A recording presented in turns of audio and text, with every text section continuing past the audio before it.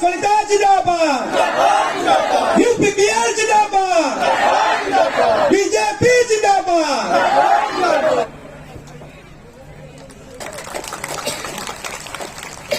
ধন্যবাদ এবার সম্বৰ্ধনা জনাব বিচাৰিছো বিএনপি ডেপুটি মেম্বাৰ আব্দুল আলীক সম্বৰ্ধনা জনাবলৈ আহ্বান জনাইছো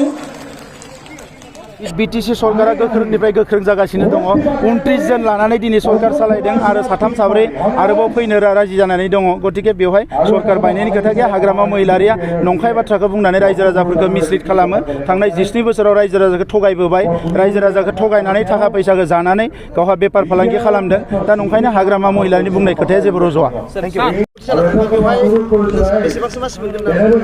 सेथि खोलोबनि बिसायख'थियाव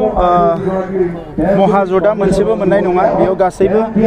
मासिखौ बिजेपि आरो मित्र ज'टानो मोनगोन बेयो रोखा बेवहाय खुनु गोनो गोथो साननांगौ जेबो गैया आरो नैबे बिसायख'थियाव आसामनि रायजो राजाफ्रा गुबुन कुनु दोलोनो भट होनो नागिराखै मित्र ज'टाव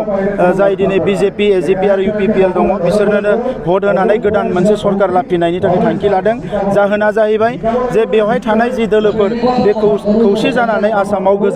गोजोन थासारि लाबोनाय बयनोबो रैखाथि होनाय हा हुनि मोनथाय होनाय आरो सोरगिदिं जौगानायनि हाबा मावनो थाखाय आवगायगासिनो दङ दा बिनि थाखायनो नैबे खेबाव रायजो राजाफ्रा गुबुननि खोथा खोनासंनाय नङा रायजो राजाफ्रा थोंजोङै बिजेपि आरो नैबे जि जोंनि एलाइड जि अर्गानाइजेशन्स बिनोनो भट होनो थाखाय थियारि जानानै दङ गासैजोंबो लोगोसे जौगानायनि लामायाव इउपिपिएल सरकारनि दान मोननैयाव मावफुंनाय मावफारिफोर क'क्राझार चिरां बाक्सा आरो उदालगुरि जिल्लायाव polytechnic and vocational training institute लुफुंनायनि मावबिथांखि लानाय जायो फै जों बयबो खौसेयै बिटिआर हालामाव गोजोन खौसेथि आरो जौगानायनि थाखाय इउपिपिएल हानजानो ट्रेक्टरनि सावगारियाव गावबा गावनि बेसेन गोसा भटखौ होनानै देरहासार होबावदिनि